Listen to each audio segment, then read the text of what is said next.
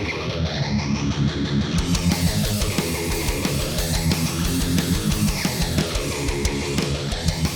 lovely freaks, and welcome back to the podcast. I'm your host, Amanda. And I'm Hannah. And if you're new here, hi, welcome. If you like things strange and unusual and true crime, you go ahead and hit that subscribe or follow button.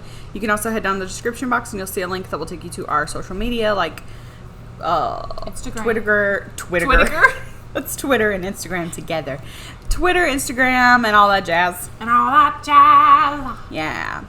All right, so we are back, obviously. I feel like this summer we've just taken, we'll do one, take a week off, do one, take a week off. But last week was my daughter's birthday, and we did a lot of stuff for her birthday. Oh, yeah, literally. we really did. She was spoiled. Yeah. For a whole week. We went to Comic-Con, then she water went park. to the water park. Then we went to... Out to eat. Then we had our birthday party. Birthday party. So my son this year, I was like, what do you want to do for the week of your birthday? Because I know he's going to want to do something. He's going to be like, I want a whole week just like Adeline. Yeah. I think I'm going to take him to a concert. I think that's what I'm going to do. I just don't know where. Probably a rapper concert? Well, yeah, but dude, I looked at Post Malone's tickets. We're getting way off topic of our podcast, but real quick, I just want to let you guys know, if you want to go see Post Malone, you're going to have to spend the lowest price was $100. Yeah. And I was like, never mind. Yeah. Even close down, not even on the floor, but close down in the or whatever you want to call them, in the stadium, it was $300. And I was like, yeah, no. So I don't know. He likes country music and I can handle it. So I might take him to one of those. So anyways, back to our podcast. Today, if you saw the title, you may know what we're going to talk about, but you may not, because I didn't know anything about this cult until I was researching cults, the worst ones. Yeah. Yeah. And this one popped up and I was like, huh. And so I started reading it and I was like, whoa, that is some crazy shit. So just a kind of a background here. This is called the Anthill Cults. This is a cult based in Canada. Which I didn't even know they had cults in Canada. I thought they were so nice. Canada is so nice. Yeah. That's pretty shocking. Yeah. And Roch. Therault? We're just going to call him Roch the whole time. Roach, not Roach. Roch. What the hell? Where did that come from? I was wondering. I was like, did you spell it wrong? So no. I just didn't say anything. Roch. We're just going to call him Roch the whole time. He was the cult leader who later became a self-proclaimed prophet named Moses. I spelled that wrong. Whatever. He called himself Moses after, the cult was founded. This cult was founded in 1977, and this cult is one of the worst ones we've ever covered. I'm not really sure why this is not talked about more, especially because, in the true crime community, because it's pretty crazy. To be honest, I think this guy kind of just was like a serial killer that decided, I'm going to just make a cult so that way I can torture, murder, and treat these people however I want, because that's what he did. Wow. Yeah. And you'll understand later just how insane it is. So we're going to talk about torture, sexual assault, body mutilation, defecation, things like that. So if that's not something you want to hear today, skip it, come back on a different day when you're feeling like you can handle it. We'll talk about aliens or ghosts. Yeah. Either way. For the rest of you guys, buckle up because it's about to get interesting. So, let's start with Roch's upbringing. I don't know why I keep wanting to say Roach. It's not even spelled that way, but whatever. He's a roach. I guess so. He's a rat. Anyways, so we're going to start with Roch's upbringing. He was born May 16th, 1947 in Quebec, Canada. He also speaks, I'm pretty sure he speaks French, but a lot of Canadians speak French. Yeah. And so in some of the recordings, you'll hear him speaking French and stuff like that. So it's... Sorry, go ahead. He was raised in Thetford Mines. I don't know where that's at. Somewhere in Canada. His parents were Catholic, and he was one of 8 children. Roch was known to be very intelligent. However, he dropped out in 7th grade.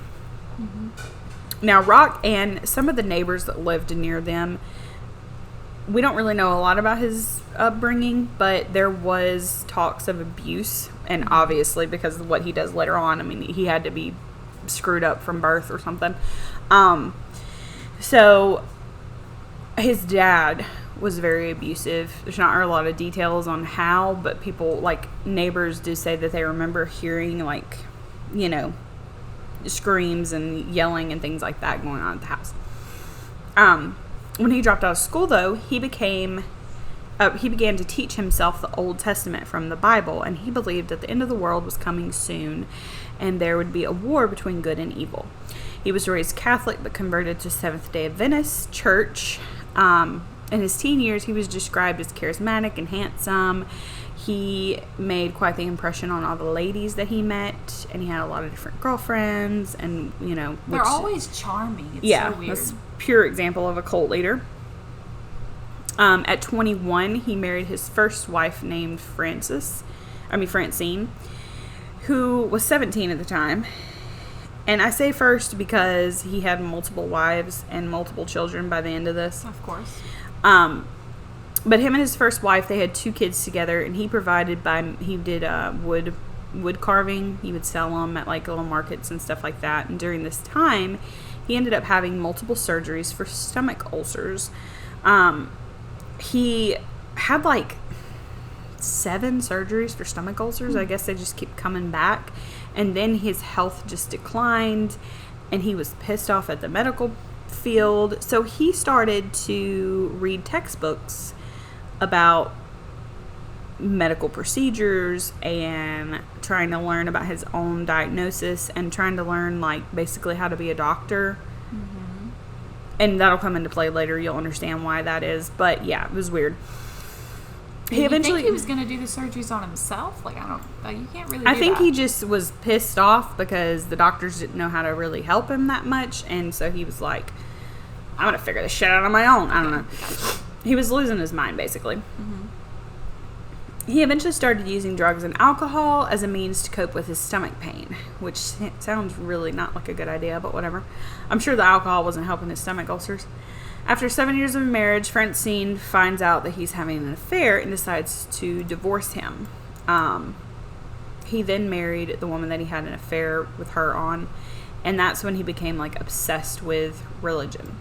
Now, Seventh-day Adventists, for anybody that doesn't know, religion was... So, this is, like, what he decided to... do. Basically, he decided to become Seventh-day Adventist, member of the church. That's what I was trying to find. And one of their things is that they believe in, like, clean, healthy living, like no drugs, no alcohol, no smoking, stuff like that. So he had to quit all of that he was doing, and he did. He quit it all, and he got really involved in the church. Some of the, like, they're kind of like Christians, but they differ. So some believe things written by a prophet named Ellen White. They, like I said, they believe clean eating and lifestyle. They also believe a lot of exercise, and their Sabbath day is on Saturday. They do speak in tongues. So these are just some things I'm just giving you guys, Seventh-day Adventist. Now, this isn't what he does later is no way tied to Seventh-day Adventist church or their beliefs, and he actually gets kicked out, and we'll get to that part. But I just was trying to give you guys a background of, like, what religion he got into, and that's what it was. So he went on a retreat with a church in the mountains, and they went to the mountains, and they were supposed to all stay together, but he, like, went off and did his own thing, and he went up into the mountains. He went on a hike. When he got back, he said that God had given him a vision, and he is now God's prophet. Basically, he's one of God's prophets. They always do that. It's so weird. They always, like, go off in the woods and come back, and they're like, I'm God's prophet. Yeah. He tells everyone, or he tells anyone who would listen to him, that the end of the world is coming. It's classic. And that God told him also that he had healing powers now. Mm-hmm. He started to get followers in the church, people that would, like, believe him and be like, oh, maybe he really is a prophet. So one man actually brought his wife to him, and she had leukemia, and he said that he could heal her. So he put his hands on her, kissed her on the forehead, whatever, healed her. Unfortunately, he really didn't, because she died of leukemia. I think one of the things he told her to do was like drink, what was it? It was olive oil or something like that, and that will not help. Eat clean or something, and that'll cure your leukemia. That'll help, but that well, cure not it. the olive oil, but the eating clean. Yeah, I mean, I'm sure that was whatever. So she died. So he said when she died, he was like thinking probably like, oh shit, nobody believes me. So he went into her like room or wherever her body was, all alone. I don't know why nobody was with him, but whatever. And when he came back out, he said, I kissed her on the forehead and brought her back, but then God told me that it was her time to go. So she, yeah. People actually believe this shit. And people literally, like, I can't even, it baffles me that people, like, believe oh, that. yeah, that sounds legit. Yeah. No one saw this, but got it. He tried to take over the Seventh-day Adventist church that he was a part of. He was trying to, like, he would preach, and then they would let him do it, like, once, and then he would want to do it more often and more often. So, anyways, they were like, fuck it, you're done. So they kicked him out. In 1977, he convinced a group of people to start following him to make his own church, and he basically told them, like, you need to leave your jobs, your families, your religion. We're going to make our own religious movement. And they couldn't, like, you know, even if they were in college or anything like that, he'd be like, just drop out and leave everything behind. They all went to Santa Marie, Quebec, to form a commune where people could live free, listen to motivational speeches, live in unity and peace, and free of sin, is what he told them. He did tell them, like I said, to break contact with with their family and the Seventh-day Adventist church. He didn't want anybody to know that, you know, he was doing this. Anybody else in the church. There were around 3 men and 7 women. Maybe it's kind of confusing on how many there exactly were.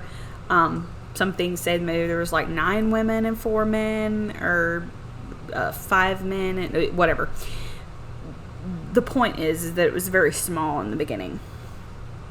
And it really wasn't that big towards the end either. We'll get into that. But these were young, and there were also kids. And these were young kids that these people had. So some of these people came with children, like 1-2-year-olds. They were in their 20s. They weren't, I mean, some of these people did have hard upbringings, but they weren't like drug addicts. And it baffles me that people, towards the end of this, I think they just stayed because they were scared.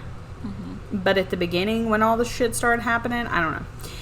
It's weird. Most of them don't have a, which it baffles me, because sometimes most of them don't have a religion of their own. Yeah, but all these people were in the Seventh-day Adventist church. So also, that's weird too. Their families, a lot of their families were like, some of them, their families were like, please don't do this. Like, don't leave and go, and we'll never talk to you again. We'll never see you again, because that's what he told them. Like, you're done. Like, cut off all contact. It'd be like if I was like, hey, I'm leaving, going to the mountains, never seeing you guys again. And, you know, and their families were like, what the fuck are you doing? So in 1979, they settled down in their new home that they built, his followers. He made them build it in the mountainside, and he called it Eternal Mountain. This is miles and miles of forest, and this is where they lived. He told them that the end of the world was coming in February. Keep that in mind.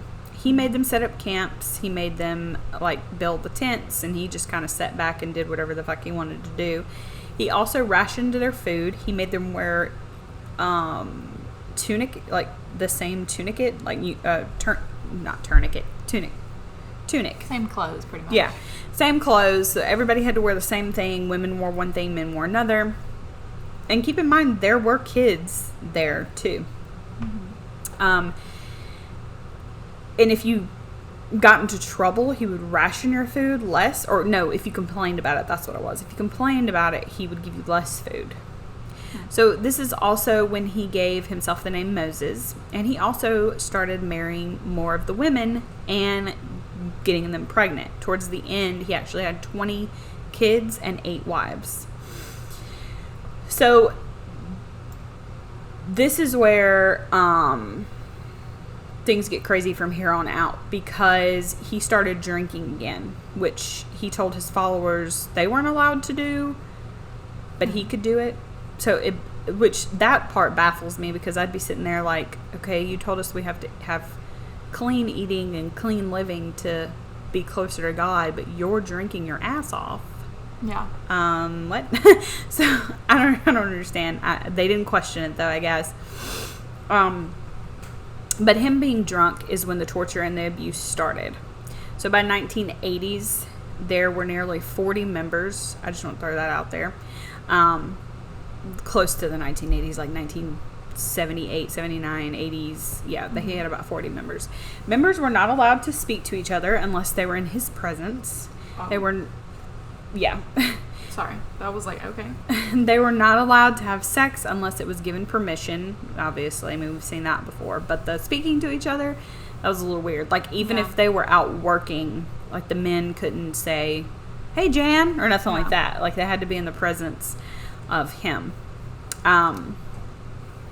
Now, February 1979 came, and remember I told you he was like, hey, the end of the world's going to happen in February. Well, it came and went, and this kind of put a hitch in his plans, because there were people who were like a lot of his followers that were like, hey, so you're a liar. And Roch had a plan to handle this. If someone wanted to leave the cult, or they started like saying, you know, you're a liar, this isn't true, blah, blah, blah, he would start hitting them with a hammer or any object that he found near him. He would like pretty much beat them. He would also hang some members up on the ceiling and pluck their body hairs out with tweezers, and he would urinate on them. He would also make the women to like hang people up and pluck out their body hairs or whatever. Now, there are just a few things he would make. That's just a few things he would make his members do. He would tell them to break their own arms and legs with sledgehammers. He would make them sit on hot coal seats, like a stovetop, basically, and he would make them sit on it. He would also make them shoot each other in the shoulder, and for punishment. And for punishment, he would make them eat dead mice and feces. Yeah. So I just don't understand why a group of people would let this happen. Like, and there's men. You're scared, there's but men like in this all group. of you, I would be like, hey, let's just all leave. He or can't. kick his just ass. one person can't. Yeah. You know, control us. He must have really, really brainwashed them in those times. You know, we don't really know all the things that happen in the beginning, but he obviously brainwashed them. But still, it's crazy to me. There were less men towards the start of all this, like the punishments and everything. There were less men, but still, this dude's not like some big, you know, massive buff guy that you couldn't take out. I mean, if you wanted to. Sometimes, in order to prove your loyalty to him, he would make you cut off other members' toes and fingers with wire rope, not a wire cutter's wire rope. The children were not left alone, unfortunately, either. They had to suffer sexual assault and horrific punishments as well. They would be nailed to a tree by their clothes if they got in trouble, and then other kids would throw stones at them. So basically, they were stoned. Not to death, but they were stoned, you know. Still, it doesn't matter. But I'm just saying that they didn't die. But that was one of their punishments. This was all just in the beginning stages of the violence, and unfortunately things just got worse. Like any abusive person, the next day after he carried out his violence, he would come to them and he would be like, I'm so sorry. You know, he would cry and he would say, God's making me do these things. God's making me do these punishments to you because you're unfaithful servants or something like that. You're not doing his work or whatever. And I think it kind of helped him because he also used the Old Testament to back up his stuff. Because in the Old Testament, there's some fucked up shit. But he never explained that we don't live by that anymore because Jesus, you know, came and saved us of our sins. New Testament. We live by the New Testament because of Jesus. And God didn't do those things to just everybody. He was mad in the Bible and the Old Testament because people were, you know, having sex all over the place and lying and cheating and stealing and all and murder and killing people. So, you know, these are just people that are just living their best life and, you know, just doing chores around, and if they do something wrong, he's like, oh yeah, God needs to punish you. Whatever. A lot of his members of this cult were troubled. Like I said, they had low self-esteem. Some had depression and family issues, etc. But there were people that their family members, like I said earlier, that begged them not to leave. Mm-hmm. But these are all the makings of a cult. You know, someone that needs love and attention. Obviously, there were some, like I said, that were doubting him. But you have to remember, he cut them off from communication in the outside world. They were living in the woods, basically. And, you know, they probably felt like they had nowhere to go.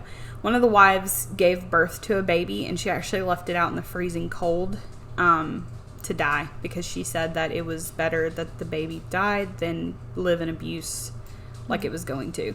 And it was actually a baby for some reason. It was one of his, but he didn't, like, automatically didn't like the baby, even though it wasn't born yet. He was like, I don't know, it was weird. He would do what was called purifications. He would tell his members that they needed to be purified and would strip them naked and whip them and beat them. He would also perform unnecessary amateur surgical operations on sick members to demonstrate his quote-unquote healing powers. These so-called surgeries included injecting 94% ethanol solution into their stomach, performing circumcisions on children and adults. And the papers actually talked about him a few times. They called him the gentle man of the mountain because they had no idea what was going on inside the commune. Mm-hmm. However, in 1983, there was a death that led to the authorities to start looking at the cult. A man named Guy joined the cult, and Guy kind of became like this babysitter. So one day there was a 2-year-old that would not stop crying for whatever reason. Guy beat him, basically, was beating him. I think he like punched him a few times. He's 2, you fucking asshole. Yeah, asshole. But he was beating him, punching him. Wait, not that any child should, no matter their age. Way I said that, he's 2. If he was 14, no. I just want to reiterate, no child at any age should have to go, or any person should have to go through that. But so he wouldn't stop crying after this. No shit, nothing like it helped. And so the child wasn't able to use the bathroom, I think is what it was. He wasn't able to go to the bathroom, which only made things worse. And Roch decided that he was going to operate. Because remember, I told you he was this grand surgeon. Mm-hmm. Unfortunately, this child did not make it, and there was no anesthesia when he did this as well. This led authorities to remove 11 children from the commune. However, Roch faced no repercussions for this abusive act. Of course. And I guess there was a story he told them about the child dying. Maybe it was a different story. Whatever. So Roch was pissed at Guy. So pissed off that he actually castrated him. Guy escaped from the commune, and after he escaped, he went straight to the police. He was like pissed off, I've just been castrated. Mm-hmm. So finally the police arrested Roch, which you're thinking, oh, okay, it's over. No, it's not over, obviously. And he only served 14 months. Of course. 14 months. He was not charged with murder, which I don't know how that didn't happen, but he was just charged with negligence. Yeah. And after this, they decided to relocate in 1984 to Burnt River, Ontario, Canada. So things carried on the same after they moved, but things did get worse. Over time, the police did become aware of what was going on and constantly needing to remove the children from the care of the commune. Anytime they would have a kid, the police would automatically go in and remove the child. Like, you just gave birth 3 days ago. Okay, we're coming to get the kid. Several but people... they wouldn't... I don't understand. They wouldn't shut it down or anything. God, I'll explain that in just a second. Okay. Several people tried to escape but were unsuccessful and would be tortured if they were found. The wives were the ones that tried to escape, like, over and over again, and he would use a lot of his torture towards the women. And, you know, the men, they weren't safe either. They regularly had their teeth pulled out and appendages broke and things like that. So in 1989, one of the women named Solange, this is pretty brutal, and this is also like the downfall, basically. She started complaining of stomach pain. Roch decided to perform a surgery without anesthesia. He laid her naked body on a table and punched her in the stomach over and over. Don't know why thought that would work. Then he stuck a plastic tube in her rectum and performed an enema, and he poured molasses and olive oil in it. He cut her abdomen open with a knife, ripped off some of her lower intestines with his bare hands, and then he got Gabrielle, another woman, to stitch her up. He then told the other women to shove a tube down her throat and blow air into it, and that would be like, you know, giving her oxygen or whatever. Unfortunately, the next day, Solange died of her injuries. This is not the end, though. Hold on to your hats, because it's about to get really fucked up. So, Roch claimed that he had powers of resurrection, right? I told you that. Well, he decided to get her body. And he also, there's some confusion. I don't know if I saw where this was true, this wasn't true, whatever. He wanted the members to marry them. Like, she's dead, but he wanted the members to marry them because that's what he said would bring her back if they were married and he did what he's about to do. So anyways, he drilled a hole in her skull, and him as well as the other male members ejaculated into the hole of her skull. Oh, okay. Yep. He said this would bring her back to life. Obviously it did not. She was then cremated, and he broke off some of her ribs, and he took some of her ashes, and it's said that later on he would like ejaculate into the jar because he still thought he could bring her back. Even if it was just her ashes and her rib bone. God, crazy. Yeah.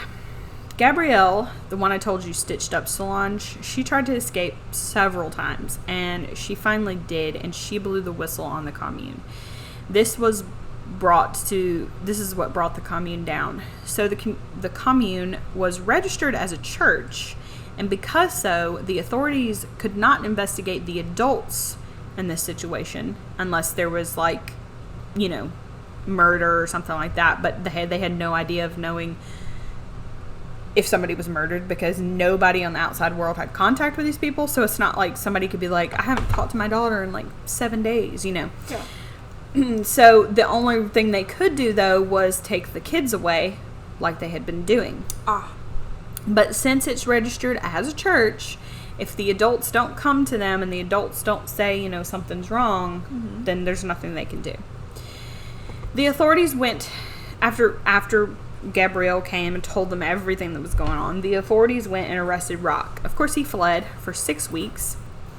Now, when they finally found him, he was arrested, and he was only arrested, though, for Gabrielle's, her arm was cut off, and she had a bunch of different punishments that she had to go through, and so she told them this, and he was arrested and sentenced to 12 years because they didn't know about the murder yet. So they eventually found out about Solange's murder, and I think some of the other members, like, were telling them all this stuff and stuff like that. And so they tried him for that, second-degree murder, and he was sentenced to life in prison. Now, while he was in prison, for some dumbass reason, there were still some of his women followers that were like, oh, we love you. And they would actually let him have conjugal visits. They always let Don't know why, I but just yeah, don't understand. They would let him have conjugal visits, which led to him having 4 children.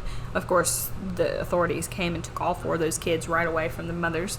But yeah, I don't know. So he still had women from the commune that were like in love with him and followed him and all this other shit.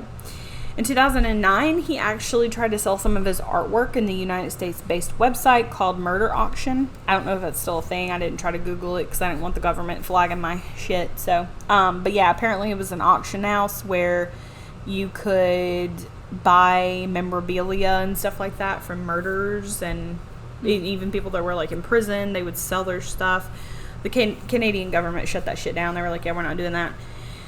And so in 2011, Roch eventually died. He got stabbed in the neck by his cellmate, and the cellmate said, I quote, I killed that piece of shit. He didn't even care. The cellmate got life, but he was like, I don't give a shit. So he was talking to him about stuff that he was doing, and in the cult and stuff, and so he didn't like that. But yeah, that is the story of the Anthill Kids. Wonder why it's called Anthill Kids. Okay, so that, I was going to mention that. So when they were building the commune, like I told you, he would like sit back on his ass and not do anything. And they were made to like build and put all this stuff together. He called them ants. He said I was the master and they were the ants. And so that's where the name Anthill Kids came from. So he basically gave them that name. That's another red flag. They should have been like, you're a bit of a narcissist. Yeah.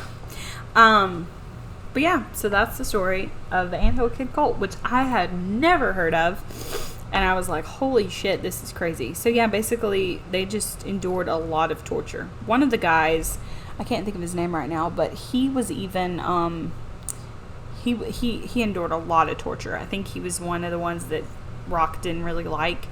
And so he would pull out his teeth. He would cut off his appendages. What was another thing he did? Oh, he would hang him up, like suspend him up in the air and make the women like pluck out his pubic hairs. Yeah, really weird shit. But I just thought that was crazy. Like I haven't really heard of a cult that they had like torture and mutilation and things like that in. And the fact that you can make other people... If I'm holding a shotgun and you're telling me to shoot this person in the shoulder because of a punishment, I'm just going to point it at you and shoot you, and then we're all going to go home. Like, I'm not going to do it. I don't understand why these people were like...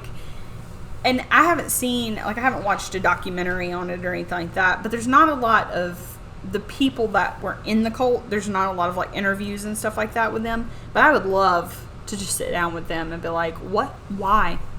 Well, have you seen American Horror Story, that season where it was like political and there was cults involved? No, I didn't watch it. You didn't watch that one? It's funny because I just rewatched that one because I forgot about it and I haven't seen it in a while. And some of the things that he says are very like, kind of like he sees you. He always chooses. So, Evan Peters, the guy that plays him, he always chooses someone who's like very lonely, has no family, doesn't have a religion, is pretty much lost, and he kind of like talks to them like he knows them. Yeah. And like he looks at them and says, you're like amazing, you're like the one person I can trust, all this other bullshit. And really gets, but still, like, even that, I can think of the person I love the most, and if they told me, hey, I need you to kill this person for me, I wouldn't. I'd be like, I don't think I'm going to do that. Sorry, I love you, but I'm not going to do that. And me and Hannah have talked about, like, cults could be described as anything. I mean, a religion is a cult if you want to really think about it that way. Yeah. But the difference is that if I go to church on Sunday and the preacher goes, hey, so Jesus came to me and he said that we're going to have to go out here and start murdering folks. I'm going to be like, all right, well, it's time to go. Yeah. Or like, if the church was like, hey, I want y'all to drink this Kool-Aid. We all have to die today. I'd be like, well, Like, I'm not going to. Bye. Yeah. Yeah, so I think that's the difference here between, like, because some people are like, well, Christianity's a cult, or this is a cult, or anything like that. Well, I guess if you wanted to, you could say anything is a cult, but some preachers make it a cult by the way they preach. Yeah, but I don't see, I'm pretty sure my congregation wouldn't jump up and drink Kool-Aid if the preacher told them that it was laced with poison and God told him to. But there are cults that do that because they follow these. It's not about God in these cults. It's about the person. You're following the person. You're doing whatever that person tells you to do. They're like God. You see what I'm saying?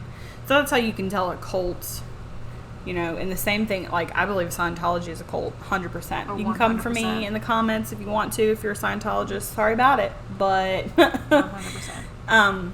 Yeah, I definitely believe that.